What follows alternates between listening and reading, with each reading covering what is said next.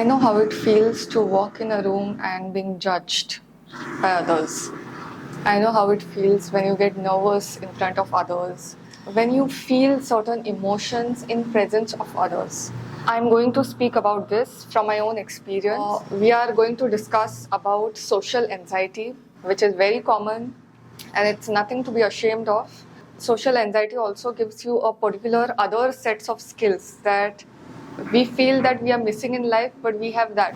So social anxiety is the persistent fear of being judged by others.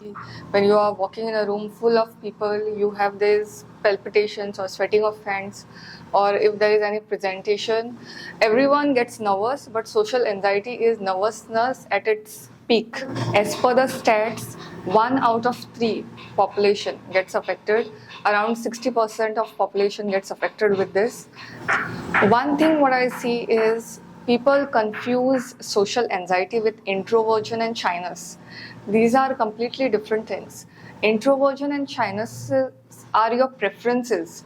You prefer to do things alone because you get constantly stimulated. But in social anxiety, sometimes it can be debilitating. It can have a negative effect. If an introvert who is not socially anxious is asked to give a presentation, his or her first instinct may be to say no, but still he may go ahead and give the presentation. But a socially anxious person, if you ask him to give a presentation, it will send butterflies in his or her stomach. It will take nervousness to another level. I am not a psychologist or a therapist, but let me tell you one thing, I've had a real struggle with this. And now that I feel I'm on the other side, or maybe I'm not, but I think I have come a long way. My PhD also has put me in situations and places where it was confrontational, forced me to take back my power and evaluate whom I am giving my power to. Sometimes I felt like I was getting judged all the time. And these physical symptoms like palpitations, hand sweating, and all these are there only. So whenever I used to enter the mess earlier, few years back when I had joined new, that time I used to feel like everybody was watching me. I was under a spotlight, and my attention used to be constantly on others, on perceiving me how it is, and on others reacting and telling me how it is. This fear was always there that others might notice that I'm anxious, because internally I was anxious and I was fine with being anxious, but I didn't want others to know that I'm anxious. For shopping also, I used to prefer early slot like 9 a.m. or afternoon 3 p.m. where I thought crowd was less, and I used to do all my shopping during that time. Most of the time it's online, but if I have to go out, I usually make sure that I go out at this time. Always I felt like there was a lack in me, that certain situations used to trigger me, and I felt like something in me had to be improved. And I read countless books on this. You have no idea the kind of literature and the amount of research that has gone into this. I applied all these strategies into my life, and now I feel I'm in a much better space. What we do is we feel that we have these steps. Somebody tells something this to be done. Sometimes we dismiss it, Are ye to, this is a very small thing. But it's not like that. Small things matter a lot. And small things, when you do it on a daily basis, these make a huge improvement as compared to what you can do in one day, even if you do it for 2-3 hours. And I'm going to share my journey as well as the strategy of what all I did and what all the things that I feel can help you. Once I started reading about this with respect to health and with respect to mental health as well as the physical health, all the pieces of the puzzles started coming together, and I felt a lot of relief that it was not just me, that there were several others who were going through the same thing. I know how traumatic it can be. It is not a joke. These things hurt a lot and it create a large impact. Like, for example, if some opportunity comes to you And if you are not able to make use of that opportunity because of whatever you are going through with respect to your mental health, then it is not fun. I was also tired of all the conditioning, and I was also tired mentally of all these things. I was tired of thinking about how I will be perceived. I was tired of thinking about what all the things are going on in people's head about me, and I was so tired. And I just thought I was done with it, and I had to do it for myself. It's a vulnerable video, so bear with me in case of any glitches. See, the first thing that you will do is stop looking at other people's and trying to understand their expressions. Okay? This is the mistake that you do and I have done in the past. You need not look at others with the hope that you will try to fix them. Okay, that is not your responsibility. Whether the other person is giving some kind of reaction or anything is in his territory. It is not in your territory. You have nothing to do with that. It is not your responsibility to change how the other person perceives you. I feel embarrassed to tell this, but when I was driving also, whoever the incoming vehicle was, I used to gauge what the reaction would be on that person's face or anything. Get your focus on yourself. You are not here for changing others' life. There are several other ways to do that. But as far as this is concerned, stop looking at other person, trying to understand his or her emotions from their expressions, trying to understand it. That has nothing to do with it. Okay. And this I realized in my course also, as I'm in fourth year of PhD, that what I used to do is if I have to ask something, and sometimes what used to happen was the other person may give what I want, the gesture or something unwillingly.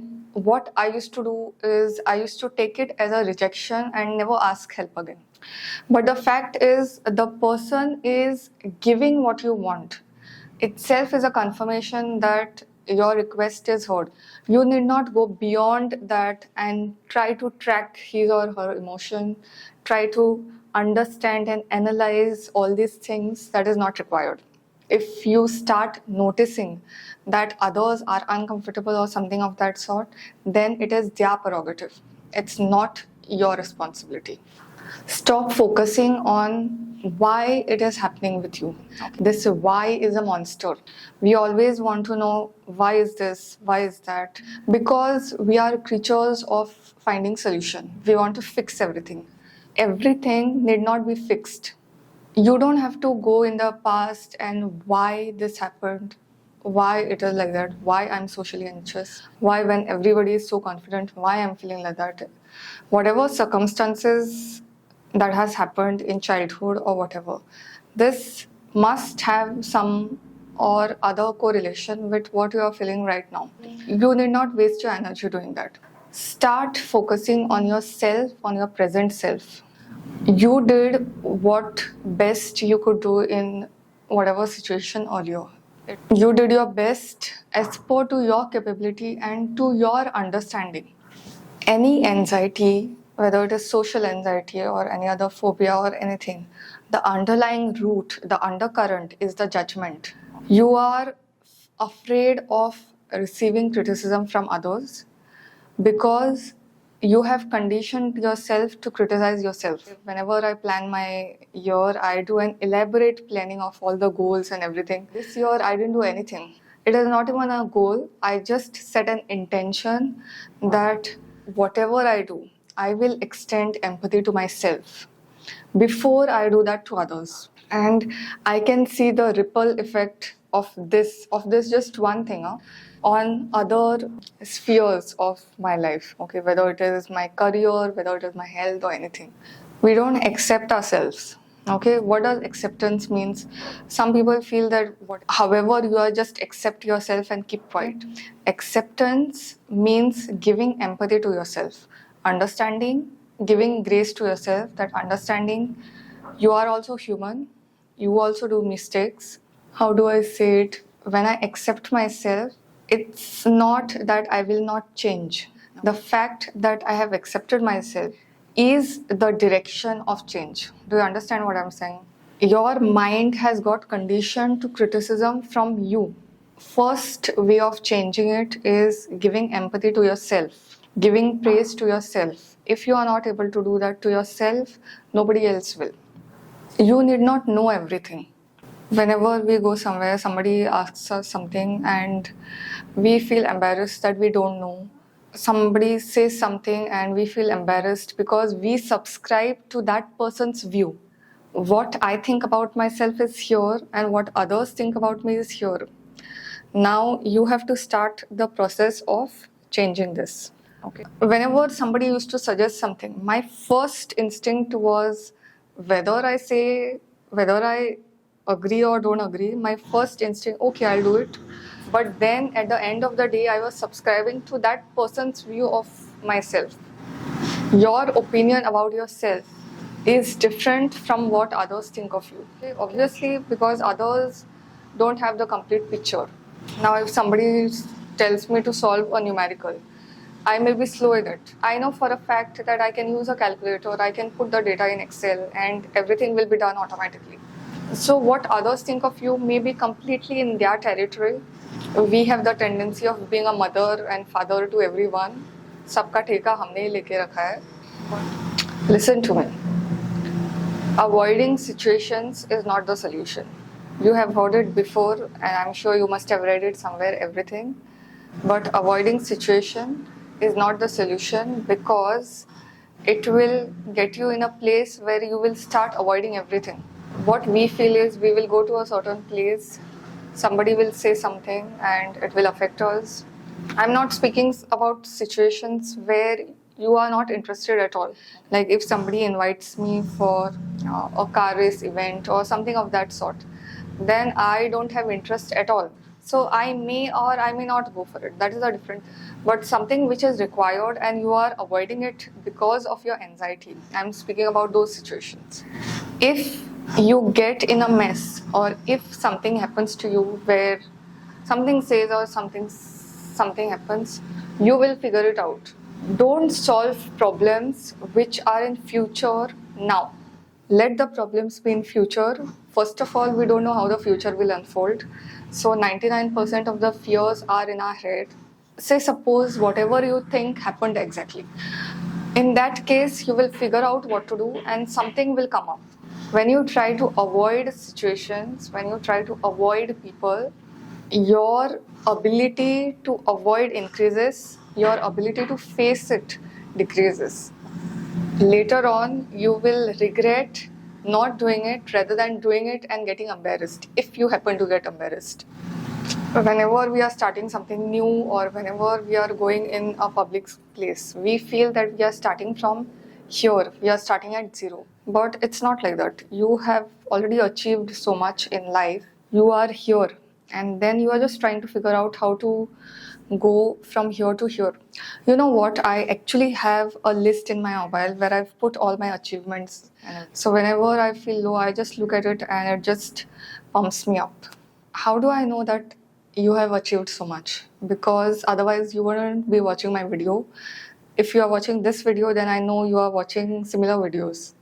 My channel is for top 1% people. I'm going to change the banner now and put it as a tagline. And if you were not interested in self-growth, if you were not achiever yourself, you wouldn't have been watching my videos.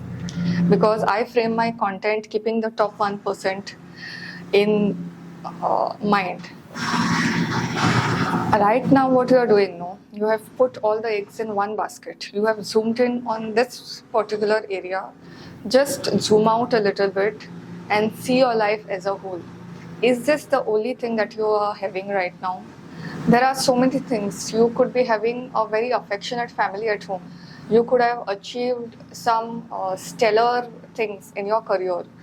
Your health and fitness may be excellent. You may be very consistent. You may be very hardworking. You may be very smart working. You are focusing on this only and telling me that this is a problem that you have. This goes, even if this gets fixed altogether, say suppose under hypothetical situations, then even in that case, you will have other problems to deal with. Stop giving this the focus that you have given and give other things the focus that it deserves. Like for me, my major strength is consistency, endurance, smart working. So if I start something, if you are a viewer of my channel, I'm sure you know by now that I have put out videos consistently every week without any break. Not that you are not supposed to take break, but I'm just saying in the initial time, sometimes it requires that kind of consistency. In my life, whenever I have started something, I have made sure that it goes to success and it ends with success. So these are some of the things that I'm very proud of about myself. When I was going through this socially anxious phase, I realized I was putting all my focus only on this particular area. Things which break other people, I easily navigate. And that's because of these very characteristics itself. I have done a video on 5 psychological effects in my previous, and the reason I'm telling it over here is because there is something called a spotlight effect, where you feel that the entire world's attention on you, and everybody goes through it to some or the other degree. In socially anxious people, this is a heightened thing. What I do generally is, if anxiety kicks in, then I just take a time out. I just go to washroom. I find washroom very comfortable. I just go there, I take deep breaths, I calm myself down, and I just say to myself that I don't have to do this. I don't have to attend this. And saying this to myself itself puts me in a state of calm. You need to start doing mirror work. Okay, I have done a detailed video on how to do, when to do. Essentially, what it means is saying affirmations when you look at yourself in the mirror. Okay, and I'm going to list 3 affirmations which are specific to social anxiety. This you have to say before sleeping around 5 to 10 times, and you are sorted. Now, what I'm going to say next is specific to anxiety or any kind of anxiety. Quit sugar for 30 days. I have a video on this as well. I've done all sorts of experiments. You just check my playlist, everything is there. Breath work helps. Since I've started doing breath work, the amount of anxiety that I used to feel has drastically gone down. Okay. The fact that we have 2 kinds of systems. One is sympathetic system and one is parasympathetic system. Sympathetic system deals with flight or fight mode. Whenever you are anxious, your first instinct is to move away from the situation or to fight. Is when it comes to social anxiety, because of whatever things we have experienced in the past, your brain is perpetually in the sympathetic nervous system that is always activated. But your parasympathetic nervous system, where your brain is able to heal itself, you are able to relax, that is not active. And because of this kinds of anxiety which is there, you just go through continuous phases of stimulation. So this also I do before sleeping. You have to get in a calm state before you enter the bed. No social media, nothing of that sort. There are several kinds of breath works with different holding period. What I would suggest is Anulom Vilom, and it should have a holding period. That is where your nervous system will get reset. What I used to do earlier is I used to not have holding period. So I used to just breathe in, breathe out, that's it. And I used to do it continuously. But the problem with any kind of anxiety is constant movement. We don't know how to stop. And when you do the holding period, like you take in, you hold it for some time and then you release. The holding period is where the magic will be created. So you are kind of training your nervous system to stop and to hold and be present. And one more thing about breath work is that if you are not present, you won't be able to do it. Like sometimes in meditation and all, you get lost in your thoughts and still the meditation is going on. And then you realize, oh, I was thinking about this, then you come back. But in breath work, it's not like that. If your mind is somewhere else, you will forget to take a deep breath. If your mind is somewhere else, then you will forget to do that holding count. And I would strongly suggest doing a holding count of 4, 5 and 6. You inhale for 4 seconds, hold it for 5 and 6. There are several other patterns also, but this is one that has worked very well for me. Whenever we are in place of public, we feel that other people are more confident. They speak in a way that appeals to others and all. I was a member of Toastmasters earlier, and they were taught there is communication to persuade, to convince someone. There is communication to inform someone. My communication style is mostly informative. It is straightforward and it is to the point. So your communication style may be something different. Everyone is different and everyone's communication style is different.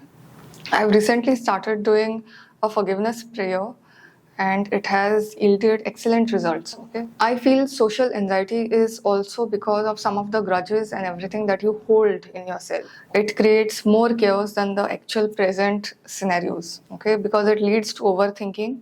Overthinking leads again to anxiety. Anxiety again leads to overthinking. So it's a never-ending loop. I'm not asking you to go to the street and say sorry to everyone. What you will do is, before going to bed, you will say to yourself, I forgive all those who have hurt me, people whom I have hurt. It's a shortened version of a Hawaiian prayer. It's called Ho'oponopono. I didn't do that prayer, but these two sentences, it's like you are releasing yourself from the clutches. It's very hot over here, so I think I should end the video. You matter. We give importance to the whole world. My viewer range is between 25 and above. So you are a young adult. You are watching this video. You matter. Whatever you have spent your lifetime in going around thinking about what others will think and what, for some time, get the focus on yourself. One last note that I wish to add is therapy has helped me a lot. It has helped me to uncover the triggers. I used to always think that I meditate a lot, I work out a lot. Where are the things going wrong? And no, this will not help the social anxiety directly, but it will put you in a place where you are able to manage it, you are able to deal with it. I used to do, when I was in college, my hemoglobin used to be low, my food habits were pathetic. I used to work out, but it was not a very strategic and systematic kind of workout that I do now. So if these things are there, then automatically, right now when I think of it, the mental state that I had at that time was pathetic. I had issues in several areas of my life. Now that all these things, my nutrition, workout is well, I've taken therapy, and all these things are sorted. Even if I feel social anxiety, I'm able to come out of it very easily. It doesn't take me much time to get the focus on myself. If you are in a place where you are just scared and you don't know where to start, take a therapy session. One session is sufficient to get you in a place of awareness where things will go. You need to take good care of yourself. Yeah, don't worry, you'll be fine.